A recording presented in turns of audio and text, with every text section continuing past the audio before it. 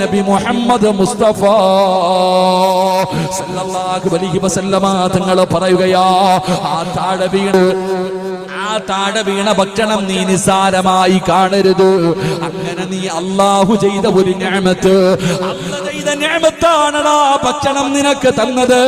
ആ നിഅമത്തിനെ നീ, ആ നിഅമത്തായ ഭക്ഷണത്തിന് നീ നിസാരമായി കണ്ടപ്പോ, അതാ പാത്രത്തിൽ നിന്ന് താഴെ വീണ ഭക്ഷണത്തെ നീ നിസാരമായിട്ട് അത് വേസ്റ്റായി നീ കണ്ടപ്പോ, അല്ലാഹുവിന്റെ റസൂൽ ആയിഷ ബീവിയോട് പറയുകയാ, ആയിഷ താഴെ വീണ ഭക്ഷണം എടുക്കൂ, അത് അല്ലാഹു ചെയ്ത നിഅമത്താ, അത് നിനക്ക് അല്ലാഹു ചെയ്ത അനുഗ്രഹമാ. അതിനെ നീ നിന്ദിച്ചാ അല്ലാഹു നിനക്ക് നഷ്ടം തരും ആയിഷ. നിന്റെ ജീവിതം ഇങ്ങനെയാകാൻ, എത്ര കിട്ടിയാലും തികയാത്തത്, തിന്നാ വയറ് നിറയാത്തത്, എടാ നീ സർവ്വതും നഷ്ടപ്പെട്ടു പോകാനുള്ള കാരണം എന്തെന്നറിയുമോ? അല്ലാഹു നിനക്ക് തന്ന റിസ്കിനെ നീ കളഞ്ഞതിന്റെ പേരിലാ. അല്ലാഹു നിനക്ക് ചെയ്ത നിഅമത്തിനെ നീ നിന്ദിച്ചതിന്റെ പേരിലാടാ അല്ലാഹു നിനക്ക് ഈ നഷ്ടം തന്നത്. അല്ലാഹു നിനക്ക് ഈ നഷ്ടം തന്നത്.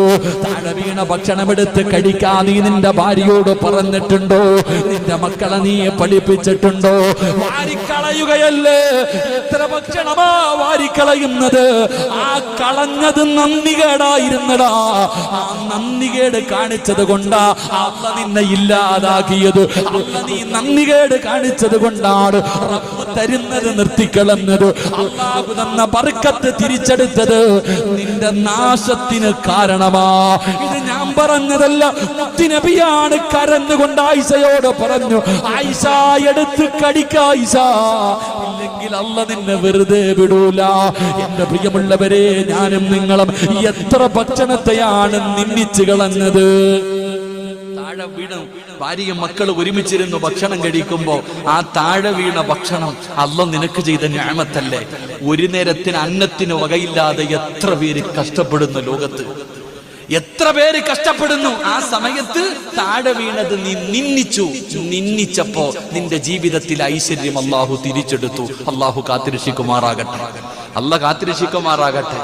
എന്നാൽ ബറക്കത്തേതില്ല. ആ താഴെ കിടക്കണ ചോറില എടുത്ത് കഴിക്ക്.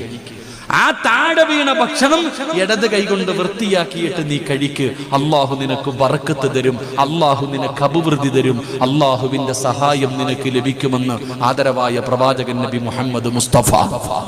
ഉറക്കെ ആദരവായ പ്രവാചകൻ നബി മുഹമ്മദ് മുസ്തഫ. അല്ലാഹു നമുക്ക് ഈമാൻ നൽകുമാറാകട്ടെ.